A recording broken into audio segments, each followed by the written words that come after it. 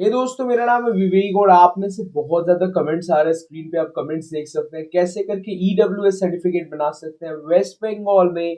और बहुत ज्यादा कमेंट्स आ रहे हैं इस चीज के लिए, बहुत ज्यादा। तो हमने जो है सोचा कि क्यों ना आपको जो है एक एक्सपीरियंस दिया जाए जो रिसेंटली अपना ईडब्ल्यूएस सर्टिफिकेट बनाया है। तो मेरा नाम है विवेक और मेरे साथ है मेरी दीदी जिसका नाम है ज्योति अग्रवाल। और इन्होंने अभी अपना जो है रिसेंटली ईडब्ल्यूएस सर्टिफिकेट को रिन्यू करवाया है।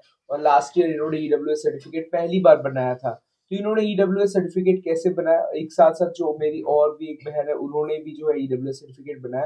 तो उनसे हम लोग जानेंगे पर्सनली कि कैसे उन्होंने ईडब्ल्यूएस सर्टिफिकेट बनाया। हम लोग कोलकाता में रहते हैं, सो ऐसे में उन्होंने कैसे कोलकाता में बनाया और ऐसे ही वेस्ट बंगाल में क्या रूल्स है ईडब्ल्यूएस सर्टिफिकेट बनाने का। तो जो एक असली में एक्सपीरियंस होता है बनाने का, कितना समय लगता है, कितना ज्यादा जो है इसमें दौड़ धूप करना पड़ता है, ये सारा चीज जो है आज हम लोग जो है इनसे जान पाएंगे। तो वीडियो के साथ शुरू से लेकर अंत तक जुड़ रहे। अगर आप भी ईडब्ल्यूएस सर्टिफिकेट बनाना चाहते हैं, अगर आप भी वेस्ट बंगाल में ईडब्ल्यूएस को पता होगा कि आपको डब्ल्यूबीजे में कितना ज्यादा फायदा मिल रहा है, साथ में जो है दूसरे एग्जामिनेशन में कितना फायदा मिल रहा है, वेस्ट बंगाल में ईडब्ल्यूएस सर्टिफिकेट बनाएंगे।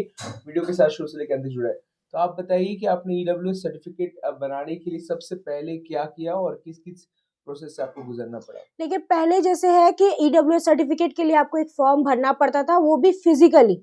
बट अभी आपको ऑनलाइन यहाँ पे फॉर्म भरना पड़ता है, जहाँ पे आपको एवरी ईच एंड डिटेल्स देना पड़ता है। तो आपको अगर स्टेट या सेंट्रल दोनों को आप अप्लाई कर सकते हैं एट अ टाइम, या फिर आप अलग अलग कर सकते हैं। सेम प्रोसेस दोनों में देखने को मिलेगा। अगर आपसे पहले आपको स्टेट का फॉर्म भरना होगा तो स्टेट क्लिक करके आप अपना सारा बेसिक्स डिटेल्स को ऐड करिए। साथ में वहां पे एंड में आपको यहाँ पे रेसिडेंशियल सर्टिफिकेट देना पड़ेगा कि आपका कितना स्क्वायर फीट का घर है। फिर आपका इनकम क्या है पेरेंट्स का, वो भी आपको ऐड करना पड़ेगा।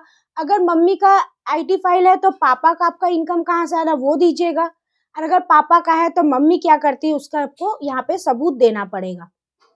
ओके, सो ईडब्ल्यूएस में रूल्स कहते हैं कि 8 लाख रुपए से फैमिली इनकम कम होनी जी चाहिए। जी। और जो है आपका टोटल घर का जो साइज है वो 100 यार्ड से कम होना चाहिए। मान और लो 1000 स्क्वायर फीट से भी पाँच कम होना एकड़ चाहिए। मतलब, या फिर अगर आपके पास फ्लैट है तो वो 1000 स्क्वायर फीट से से कम होना कम चाहिए। होना चाहिए। तो उसके लिए क्या घर के पेपर्स जी जी, आपको घर का यहाँ पे पेपर जमा करना होगा। ओरिजिनल नहीं, जेरोक्स कॉपी आपको सारे डॉक्यूमेंट्स के साथ ऐड करना होगा।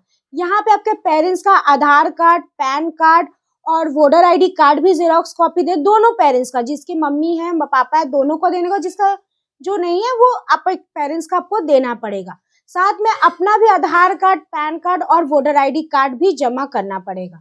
इसके साथ साथ जो जैसे आईटी फाइल मेरे पापा का है बट मेरे मम्मी का भी है, तो कोई एक देना है या दोनों। आपको दोनों देना होगा। अगर आपको, और अगर आप एक नहीं दे रहे तो आपको काउंसलर से साइन करवाना होगा कि आपकी मम्मी क्या करती है, उस बेसिस से आपका इनकम पेरेंट्स का क्या है। जिनके पास बाय चांस आईटी फाइल नहीं है तो वो आपको नियर बाय आपके जो भी काउंसलर ऑफिस है वहां जाकर आपको एक एप्लीकेशन लिखवाना होगा उनके प्रोसेस से कि आप ये पर्सन है, इनके बेटे हैं और उनका एनुअल इनकम क्या है। मतलब अगर मेरी मम्मी जो है हाउस वाइफ है तो हमें जो है जाकर लिखवाना पड़ेगा कि हमारी वाइफ हमारी मम्मी जो है वो हाउस वाइफ है। जी, और जो है अगर आपके पिताजी का आईटी फाइल है तो आईटी फाइल का कॉपी। जेरोक्स कॉपी आपको फुल जेरोक्स कॉपी देना होगा। ये नहीं कि सिर्फ फ्रंट पेज आप दे दिए। तो यहाँ पे अभी पीएल बैलेंस शीट जो ट्रेड जो है वो भी आपको यहाँ पे दिखाना पड़ता है। ओके ओके, तो उनका जो है आईटी फाइल में जो पूरे पेपर्स आते हैं वो सब कुछ आपको सबमिट करना होगा। वही जो नंबर से लिखना। Siblings are not included, right. नहीं, यहाँ पे सिबलिंग्स इंक्लूडेड नहीं है, सिर्फ पेरेंट्स और जिनका बनेगा। जैसे अगर आप बना रहे हैं तो आपका पेरेंट्स का डिटेल और आपका डिटेल्स ही इम्पोर्टेंट यहाँ देखने को मिला। मतलब सिबलिंग्स मतलब वो आपके भाई बहन जो है उनका अगर वो इनकम कर रहे हैं तो वो इंक्लूडेड नहीं है। आपके लाइफ में सिर्फ आप और आपके जो है पेरेंट्स ही इंक्लूडेड रहेंगे। और पैन कार्ड डिटेल्स मांगते हैं तो उनसे कुछ वेरिफिकेशन ये वो का। जी, वो आपका जो पैन कार्ड डिटेल लेते हैं वो आपका आईटी रिटर्न ऑनलाइन में जाके चेक करते हैं। साथ में आपका जो वेरीफाई करने का उन लोग का प्रोसेस है, आपका जो घर का डीड ले रहे हैं उसके थ्रू आपका ऑनलाइन देखते हैं रजिस्ट्रेशन है कि नहीं, मोटेशन है कि नहीं। अगर नहीं, टैक्स फाइल अगर आपका है तो आपको टैक्स फाइल भी जमा करना होगा कि घर का जो टैक्स का एक रसीद आता है वो भी आपको यहाँ पे जमा करना पड़ेगा। और अगर उससे वो चेक करते हैं। आपके पास अगर रेंटेड कुछ है तो वो रेंटेड के बिल्स आपको सबमिट करने हैं। अगर आपके पास जैसे अगर समझिए कि आपका घर नहीं है बट आप रेंट में रहते हैं, तो आपको रेंट का जो डीड आता है जो बनाया गया है वो लैंडलॉर्ड से, वो डीड का जेरोक्स और लैंडलॉर्ड का जो आपको बिल देते हैं एवरी मंथ एक तो रेंट का, वो बिल का जेरोक्स आपको जमा देना पड़ेगा। अब आप मुझे बताइए कि प्रोसेस क्या रहता है, कि स्टार्टिंग कितना समय कौन कौन से चीजों में लगता है, ब्रीफ में बताइए। जी, पहले आपको अगर एप्लीकेशन, अभी तो ऑनलाइन एप्लीकेशन फॉर्म है, वो साइड, हाँ, पहले जो साइट पे फिल करेंगे उसके जी, बाद वहां पे आपको बेसिक सारे अपने पर्सनल इंफॉर्मेशन ऐड करना है, अपना नाम, पेरेंट्स का इनका मतलब ठीक है, वो फॉर्म फिल कर देंगे उसके बाद। जी, उसके बाद वहां पे आपको डॉक्यूमेंट्स पूछा जाएगा कि आप कौन कौन से डॉक्यूमेंट्स वहां पे जमा करना चाहते हैं।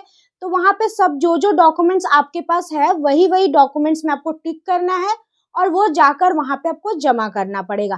फिजिकली जाना पड़ेगा, वो एप्लीकेशन फॉर्म को आप पहले डाउनलोड कर लीजिएगा। साथ में जो जो आपने डॉक्यूमेंट में टिक किया वो डॉक्यूमेंट को आपको अटैच करना है साथ में, और आपका घर का भी डीड को अटैच करके लेके जाके फिजिकली आपको अपना जो नियर बाई जो भी आपका, हाँ, तो नियर बाई यहाँ पर आपने कोलकाता में कहाँ गए थे आप? जी, खाद्य भवन में गई थी वहां पे जमा करने वो के न्यू लिए। मार्केट में जो है। जी, न्यू मार्केट के न्यू पास जो मार्केट। खाद्य भवन है, वहां पे एकदम अंदर में साइड में जाकर फर्स्ट सेकंड फ्लोर में आपको जमा करना वो पड़ेगा। कौन थे? डिस्ट्रिक्ट वेलफेयर डिस्ट्रिक्ट इंस्पेक्टर थे वो।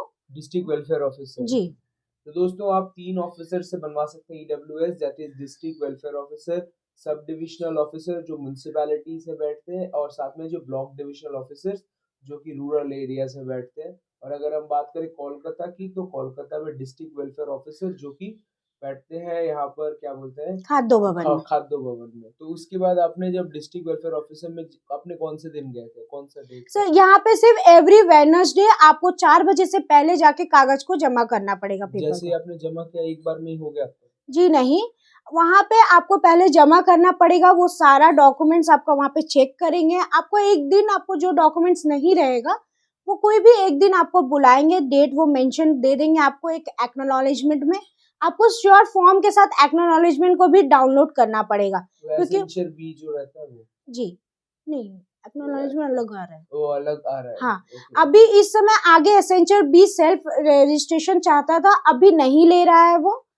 अभी सिर्फ आपको एक्नॉलेजमेंट में आपको वो लिख के देंगे, अगर कोई एक्स्ट्रा अगर कागज उनको जरूरत है तो वो आपको लिख देंगे। आपको नेक्स्ट जिस दिन आपका हियरिंग होगा उस दिन आपको लेके जाना है, और हियरिंग के दिन आपका सारा डॉक्यूमेंट्स को आपका जो ओरिजिनल डॉक्यूमेंट के साथ वेरीफाई कराया जाएगा।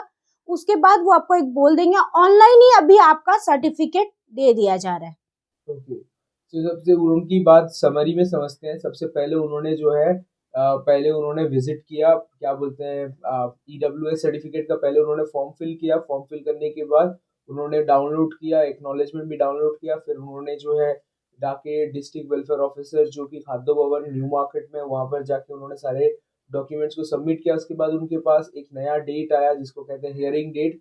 हियरिंग डेट में उन्होंने सारे ओरिजिनल पेपर्स भी लेके गए। पहले तो उन्होंने जेरोक्स सबमिट किया था, और अगर हियरिंग के लिए एक्नॉलेजमेंट में लिख देते हैं कि कौन कौन से एक्स्ट्रा डॉक्यूमेंट्स लाने हैं, वो सब लेकर गए। और फिर जो है उन्होंने सबमिट लिया, और फिर जो है उन्होंने बोला कि ठीक है, चलो आपका अप्रूवल हो गया है। फिर आपको कितने दिन बाद आपको सर्टिफिकेट मिलेगा? हियरिंग डेट और इस पहले डेट में कितना डिफरेंस था? ओनली 1 वीक का डिफरेंस रहता है। 1 वीक का। और फिर आपको फाइनली कब मिलेगा पेपर? उन्होंने बोला है कि 10 डेज के बाद या 15 डेज के बाद आपका जो वेबसाइट है वहां से जाकर आप डाउनलोड कर सकते हैं। आपका वहां पे आपका डेट ऑफ बर्थ, नाम जो भी मेंशन आपको दे दिया, इवन एक्नॉलेजमेंट में आपका ईडब्ल्यूएस का ये नंबर दिया हुआ है, उसी से आप डाउनलोड कर सकते हैं। तो ओवरऑल में अगर हम देखें तो यहाँ पर हो गया 10 से 15 दिन पकड़ लेते हैं, और इधर हो गया मतलब 3 हफ्ते में बन जाएगा। जी, तो 3 हफ्ते में दोस्तों आप लोग का ईडब्ल्यूएस बन जाता है।